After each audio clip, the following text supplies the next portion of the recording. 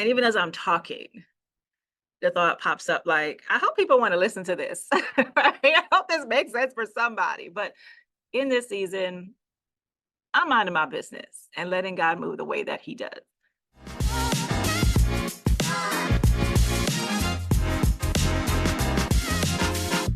I did not sit down today knowing what this first episode of the season was going to be. And honestly, I've been sitting on how I wanted to come back for a while now. And that's what happens when you take a gap between things, right? You start wondering, how do I come back? What do I say now? Do I really want to do this? And what I realize is that's what happens when time passes. We lose connection, we lose proximity, we lose that closeness to the purpose, or I think for me, more like this like divine energy that feeds and fuels us. And sometimes we get so far away that we start telling ourselves that maybe this isn't even for me anymore. We talk ourselves out of it. Well, really, we just moved away. We just moved away from the source. We moved away from the idea, the purpose, the thing that we were really called to do. And I'm not even sure why that's coming up, but it is. And it's an experience that happens to me every single month that I do my prayer call. I always get like butterflies in my stomach, and there's always 8,000 things going on. And there's this moment beforehand that I'm like, God, like, do I really need to do this?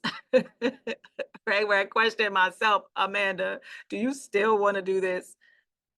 Maybe we don't need to do it today. Maybe we just need to, I don't know, go back to once a quarter instead of every month. And that happens to me not because it's hard work, but because there's this human part of me that I think grapples with something that we probably don't talk enough about. Things like disappointment. Disappointment that people might not come, because I didn't have time to put effort into it. I didn't really remind people. And it's not even so much about that I didn't do those things, it's that is the consequence of not doing those things and what that means, right? So I think my hesitation, part of it is because I'm protecting myself from that disappointment. I didn't promote it enough, maybe I will show up and no one else did. And is that going to be a waste of my time? Because I never really know who's going to come. I never know how many people will show up. And even though every single time it ends up being rich and meaningful, somehow I forget that part beforehand. And I think that's why the Bible talks about renewing your mind, because you constantly need to be reminded of what God says. And He says so many great things, right? What he says about you, what He wants for your life, and honestly, what He expects for you,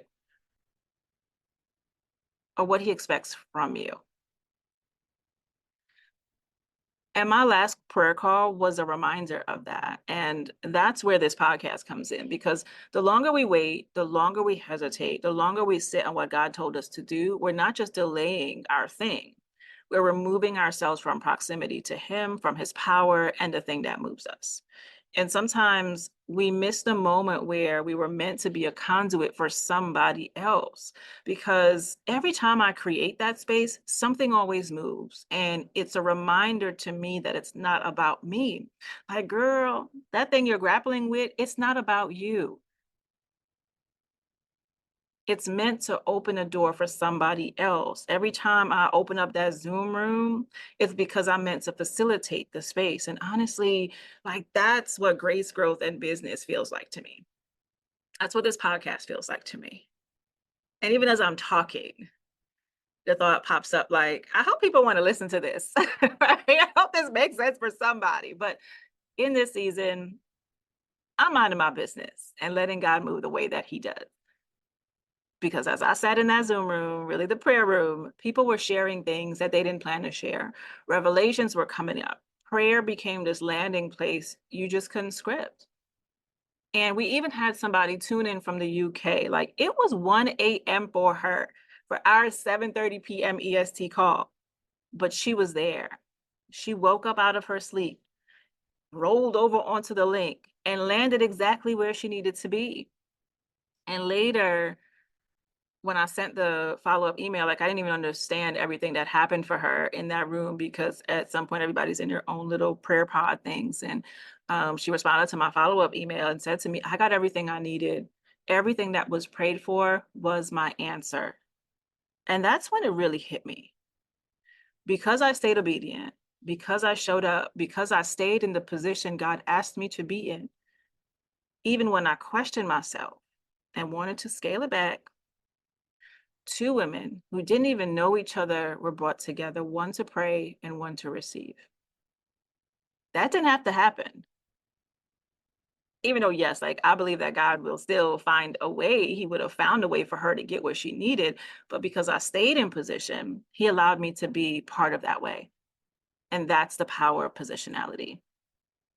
So honestly, I still don't even know what this episode is about, y'all.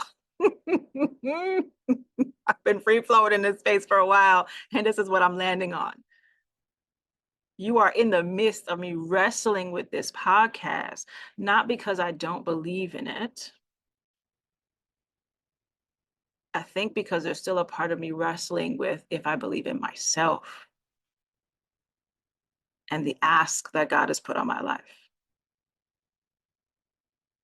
But what I'm understanding is that while I wrestle or you wrestle, while we wrestle, time passes and things don't get done. The degree never gets finished. The idea never launches. And we keep thinking about what we are called to do instead of doing it. That thought never turns into action. And God is giving us clues about time everywhere. Seasons change. The trees lose their leaves, they grow them back. Life keeps moving. Lately, as I'm watching my parents get older, like even seeing that sits differently with me. And not in like a doom and gloom way, y'all, right? But in a real way. I like my dad, he used to be like this vibrant dude that it don't matter the conversation. Every conversation went back to Jesus, right? And like he's still fire, but that vibrancy has changed. And it made me realize that we have this small window where we are the best versions of ourselves. Like, you know, we run amok when we're a kid. 20s, you're figuring yourself out, maybe selling into family. 30, you swear you're doing something, right? And anything past that, hopefully you've like matured enough that it's like, okay, I get it. And we're in this place of our best selves mentally, physically, spiritually, we're giving the best of ourselves to the work that we're called to do. But there is this time when we kind of fade back a little bit and the energy isn't there the same. That season changes for us. Eventually, God asked us to sit down, to be the wisdom in the room, to be the elder, to be the wise one, not the activist anymore, right? To kind of move back to where we could see like the outcome of what we poured into, where other people get to take up the mantle for you, right? But that time is very limited. And until then, though, what do? Until then, you are meant to stand in position. You are meant to build. You're meant to challenge your systems. You're meant to have deep conversations and figure out what we need or what is needed to do what you were called to do and to do that well. And that's why Moses keeps coming in for me, right? Like we anchored on Moses during our last prayer call. Moses had to leave Pharaoh. He had to leave his lifestyle. He had to leave what felt like home, even if it was toxic, okay? Because Pharaoh was doing some things, right? He was really taking the joy from people and using their brilliance for his favor, okay? But here's Moses. Moses didn't think he was enough. He didn't think he was eloquent enough. He didn't think he was the right one. And how many of us know that feeling? What is the thing that you think you're not? As we got into that scripture, and it says Exodus 14, verses 13 to 15, we really see where the Israelites had arrived to. They left Egypt and they were standing at the Red Sea. And here come Pharaoh. He said, oh no, you can't take what's mine. I'm coming back. Right. And so Pharaoh's coming up behind them. And you know, we people, so some kind of panic had sort of set in. I'm sure they were doubting themselves then, right? They were in that place like, what now? Like, you brought us this far to fail, to struggle, to fight, what? This doesn't feel like progress. This feels dangerous. I don't know how I feel about this. But God's instruction wasn't comfort in the familiar. It was simple and it was firm. He commanded them to just stand, to stand firm. And what I hear in that space is to stay where you are and don't negotiate with the olds. It might be coming back for you. It might be calling you those old beliefs, old relationships, old ways of being, old prices, old jobs. Anything that pulls you back into oppression is not of God. Anything that makes you smaller, drains your energy, questions your worth, or tries to reclaim your time and expertise is not of God. Don't negotiate with that. God said, stand, and I'll give you the next instruction from there. And I think that's where this podcast lives. This space is about grace, growth, and business. Grace is what God puts on your life before you're ready. Moses had grace long before he had confidence. Growth is what God gives you between assignments. Moses was afraid. He doubted. I doubt. He questioned himself. I question myself a lot every day, every morning in my car. If you only heard my car conversations, but I still show up for my business. And not like hustle business, but the business of my purpose. The moment Moses could say to these people, don't be afraid, watch what the Lord will do. That was powerful, because it's not that he never doubted, and it's not that Moses was not afraid at numerous junctures in his story, but because God had shown up too many times for him to deny the power of God and what he could do. Girl, look back at your life. Or sir, in case you're listening. I often talk to women, but whoever you are listening, look back at your life. Where has God already shown up for you? Like, our minds are just kind of built to rehearse the negative, to go back over the hard things in life. But your growth requires you to rehearse the testimony. Leadership requires you to rehearse the testimony. And there's so much, oh my God, there's just so much richness in that story.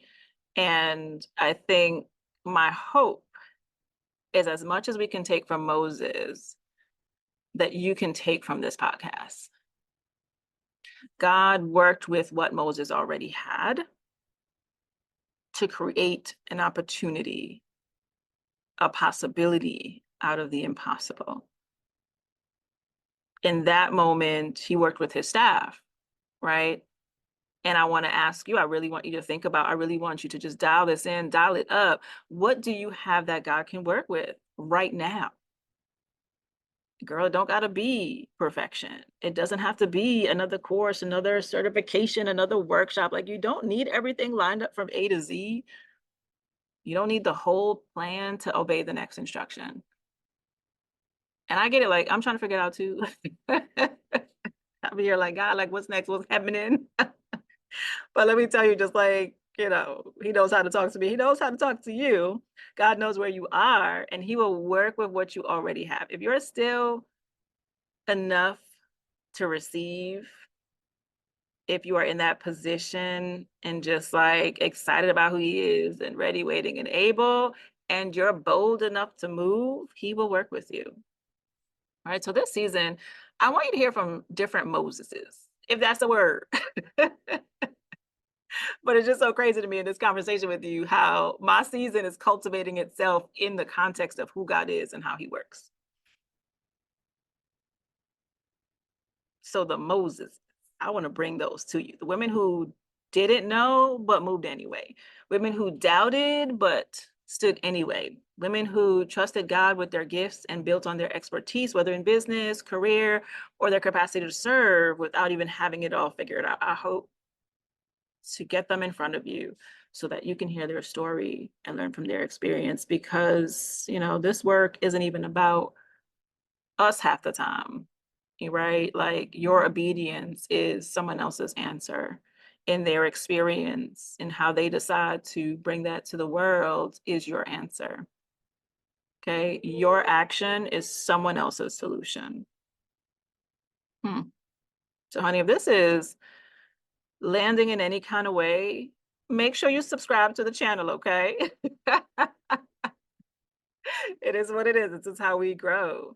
And honestly, like, grow with us, yes, but if it means something to you, share it with one person so it can mean something to them too, because you just never know who is looking for something that's like, oh wow, like, I never thought about that, and I really see myself in that, and wow, I'm trying to figure this out too, and I didn't realize that I don't even have to figure it out. I just need to stand and listen for the next step and move that way. Right. So share it with one woman, just one. Because every time, one of you tells me what God did through this space and the spaces that we cultivate, like I give him praise. It goes right back. But what comes back to me is it fuels me to keep showing up. I am here for that one woman who needed this reminder today. Mm. One woman, that one person that needed this space, that one woman who is growing into what God has called her to and sometimes doubts herself and is not really sure what it means or the how. Like, girl, I'm here figuring it out with you too. And we're going to do it and we're going to do it well because God is in the midst. Welcome back to Grace, Growth, and Business. My Grace girlies. I'll see you soon.